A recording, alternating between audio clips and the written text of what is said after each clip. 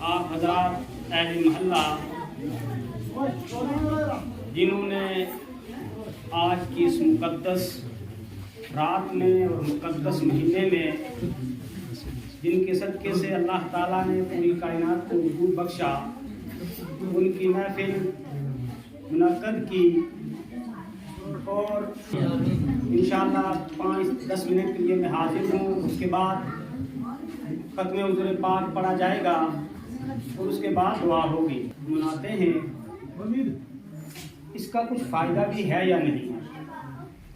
آپ نے مجھ سے قبل میرے عزیزوں کو، میرے مدرسے کے طالب علموں کو سنا اور اس کے بعد سید طاہر حسین شاہ صاحب سے ایک بہترین خطاب سماعت فرمایا، اس لیے کہ یہ سید بھی ہیں اور میرے اعلیٰ حضرت نے فرمایا تیری نسل پاک میں ہے بچہ بچہ نور کا، تو ہے آئینہ نور، تیرا سب گھرانہ نور کا۔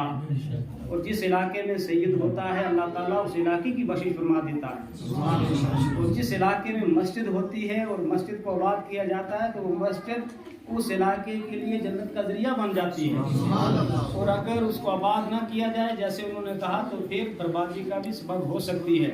اور اسی طریقے سے اگر سید کی گستاخی ہو جائے تو وہ جہنم میں بھی پہنچا سکتی ہے۔ تو حضرات، آج ہم میلاد منا رہے ہیں اور بڑا خوش نصیب ہیں آپ لوگ کہ جن کو یہ موقع ملا اور آپ حاضر ہوئے۔ اللہ تعالیٰ نے 2 جلسے کیے ہیں۔ کیا کیے ہیں؟ 2 جلسے کیے ہیں۔ ایک جب اپنے آپ کو رب کہلوایا، اپنے آپ کو رب کہلوایا کہ میں تمہارا رب ہوں، میں تمہارا رب ہوں، تو تمام ارواح انبیاء کو کیا کیا؟ کیا کیا؟ تمام مخلوق کی روح کو زندہ کیا، بلوایا، تمام روح کو اکٹھا کیا۔ پوری کائنات میں جو روح آنے والی تھی ہماری آپ کی پوری کائنات کی، جہاں تک کہ قیامت تک جتنی روحیں آئیں گی ان کو بھی دعوت دی کہ آ جاؤ ایک جلسے میں، اور میں اپنا رب ہونا، قرآن کہہ رہا ہے میں اپنا رب ہونا تم سے پوچھوں گا کیا میں تمہارا رب ہوں یا نہیں۔ کیا کیا؟ جلسہ کیا اور عام مخلوق کو دعوت دی۔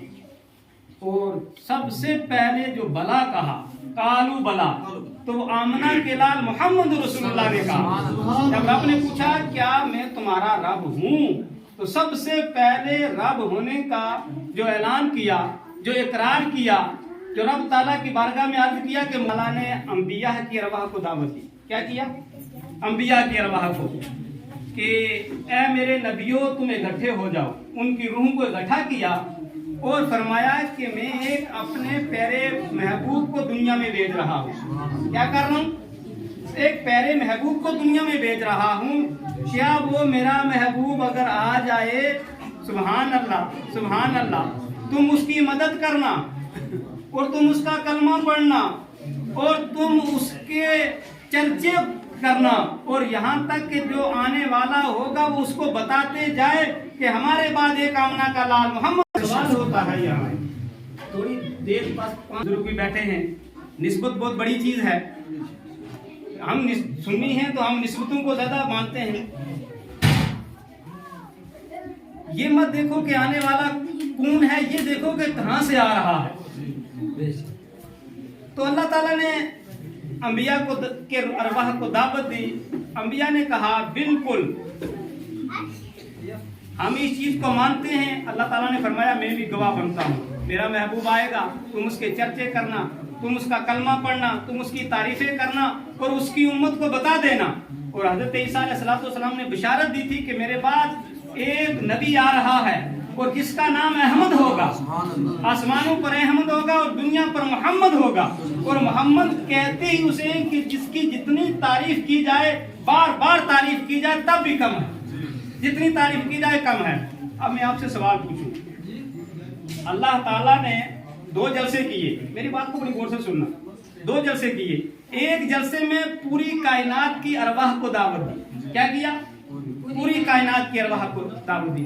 اب معمولی سی بات مجھ سے سن لیں، اگر فاروق بھائی یہاں کوئی کچہری کریں یا کوئی میٹنگ کریں یا کوئی دوسرا کرے، ماسٹر کرے، کوئی دوسرا کرے، آپ بتاؤ کہ سب کے سب ان کی بات مان لیں گے؟ نہیں مانیں گے، ایسا نہیں ہو سکتا۔ مانیں گے کچھ نہیں مانیں گے. یہ کیا کوئی بڑے سے بڑا بھی کر لے, کوئی عالم بلا لے, کوئی اللہ کا پیارا ولی اللہ بھی اگر بلا لے نا تو بھی کچھ مانیں گے, کچھ کہیں گے یار یہ دکھاوا کا ہے, کچھ کہیں گے.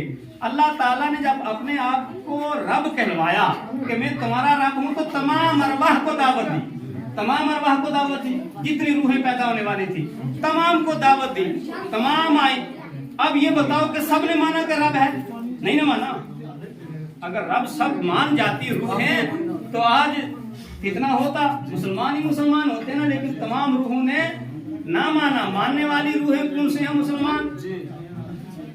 اب آپ سے میں پوچھوں, ایک دوسرا جلسہ جو ہوا اپنے نبی کے لیے, اپنے محبوب کے لیے, نہ مجھے دعوت دی, نہ ولیوں کو دعوت دی, نہ غوث کو دعوت دی, نہ قطب کو دعوت دی, نہ کسی کافر کو دعوت دی, کسی کائنات کی کسی ارواح کو دعوت نہیں دی, صرف دعوت دی انبیاء کو, صرف دعوت دی انبیاء کو. اب یہ بتاؤ جو محفل انبیاء کی ہو, جو محفل 1 لاکھ یا 2 لاکھ انبیاء کی محفل ہو, اب جو بات رب کرے گا کوئی نبی ٹھکرا سکتا ہے؟ کوئی نبی ٹھکرا سکتا ہے؟ کوئی نبی محفل کو رد کر سکتا ہے؟ کوئی نبی کچہری میں یہ کہہ سکتا ہے یہ ٹھیک ہے یہ غلط ہے؟ نہیں ہو سکتا. پوچھا گیا, علماء نے اس کی تفسیر کی آیت کی کہ یہ وجہ کیا ہے. سیدی صدر اللہ فاضل فخر اللہ ماسر فرماتے ہیں کہ اللہ تعالیٰ جانتا ہے اگر میرے رب ہونے میں کسی نے انکار کر دیا تو کوئی بات نہیں, میرا بندہ ہے, کوئی بات نہیں. ایک شخص ابراہیم علیہ السلام کی بارگاہ میں آیا. ابراہیم علیہ السلام ہر دن مہمان کو کھانا کھلاتے تھے, ہر دن مہمان کو کھانا کھلاتے تھے. ایک دن 100 سال سے اوپر کا بزرگ آ گیا, 90 سال سے اوپر کا بزرگ آیا. تو ابراہیم علیہ السلام نے کہا ہاں کھا, شرط یہ ہے کہ پہلے میرے رب کا کلمہ پڑھ, پہلے بسم اللہ پڑھ. اس نے کہا یار میں نے 90 سال کھانا کھایا ہے لیکن میں نے اللہ کا نام نہیں لیا, اور ایک دن کے لیے کھانا کھانے کے لیے میں رب کا نام اپنے بتوں کو چھوڑ دوں اور تیرے رب کا نام لوں. ابراہیم علیہ السلام نے کہا نا, میرے دسترخوان پر وہی کھانا کھا سکتا ہے جو میرے رب کا نام لے, میرے رب دسترخوان پر وہی کھانا کھا سکتا ہے جو میرے رب کا نام لے گا. ابراہیم علیہ السلام نے کہا جا. اب وہ جانے لگا تو اللہ تعالیٰ نے جبریل امین کو بھیجا, جبریل جا میرے خلیل سے کہ یہ تیرا مہمان آیا تھا, اس کو تو نے کھانا کیوں نہیں کھلایا, یہ تیرا مہمان تھا اس کو تو نے کھانا کیوں نہیں کھلایا. جبریل علیہ السلام نے عرض کیا اے اللہ کے خلیل, اے اللہ کے دوست, آپ نے کھانا کیوں نہیں کھلایا ہے؟ وہ رب کا منکر ہے, وہ رب کا نام ہی نہیں لینا چاہتا, اور ابراہیم کے دسترخوان پر تو اللہ کے نام کے علاوہ کوئی کھا ہی نہیں سکتا ہے. اللہ تعالیٰ نے فرمایا جبریل اس سے پوچھو 90 سال ہو گئے اس کو میں کھلا رہا ہوں, ایک دن تیرے پاس ہے تو نہیں کھلا سکتا, اگر میرا نام نہیں لے رہا میرا بندہ تو ہے. اور سرکار نے فرمایا رب اپنے بندے سے 70 ماؤں سے زیادہ پیار کرتا ہے, 70 ماؤں سے زیادہ رب پیار کرتا ہے. لیکن دعوت سب کو دی, کسی نے مانا کسی کو نہیں مانا. لیکن جب اپنے محبوب کی باری آئی نا, اپنے محبوب کی باری آئی تو انبیاء کو دعوت دی, اور کوئی نبی یہ ٹھکرا نہیں سکتا تھا کہ محمد کی ذات آئے, محمد کا نام آئے تو ہم قربان نہ ہو جائیں. تو علماء کہتے ہیں اسی لیے انبیاء کو دعوت دی. آج کے دور میں اگر آج کے دور میں مختار بھائی مجھے دکان پہ بھی کہہ رہے تھے کہ سرکار کو علم غیب عطائی ہے, ماشاءاللہ بالکل عطائی ہے. اور ایک اور میں بتا دوں, جو نیکوں کی صحبت ہوتی ہے بڑے دور جا کر اثر کرتی ہے. کیا کرتی ہے؟ نیک بننے کے لیے بڑا لمبا عرصہ انسان کو گزارنا پڑتا ہے, اور برے کی صحبت میں بیٹھو فوراً برا ہو جاتا ہے.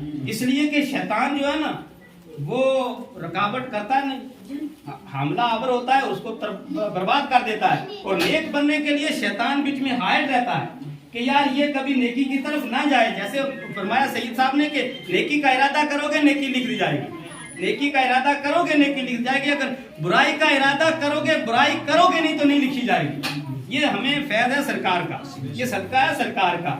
تو شاہ ولی اللہ محدث دہلوی رضی اللہ تعالیٰ عنہ ہر سال میلاد منایا کرتے تھے. کیا کرتے تھے؟ جب میلاد کا مہینہ آتا 12 ربیع الاول کا تو میلاد منایا کرتے تھے. کہتے ہیں کہ میں نے پڑھا کہ ایک سال ان کے پاس کچھ بھی نہ تھا, میلاد کا جلسہ کرنے کے لیے میلاد منانے کے لیے کچھ بھی نہ تھا, صرف چنے تھے, صرف چنے تھے. کہتے ہیں کہ میرے پاس تھوڑے سے چنے تھے, میں نے چنے لیے اور ختم پاک پڑھا, سرکار کی میلاد کا ذکر کیا, لوگوں کو اکٹھا کیا, چنے کھلوائے, اور قسم کھا کر کہتے ہیں کہ جتنی میلاد میلادیں میں نے بنائی کبھی مجھے سرکار کا دیدار نہ ہوا.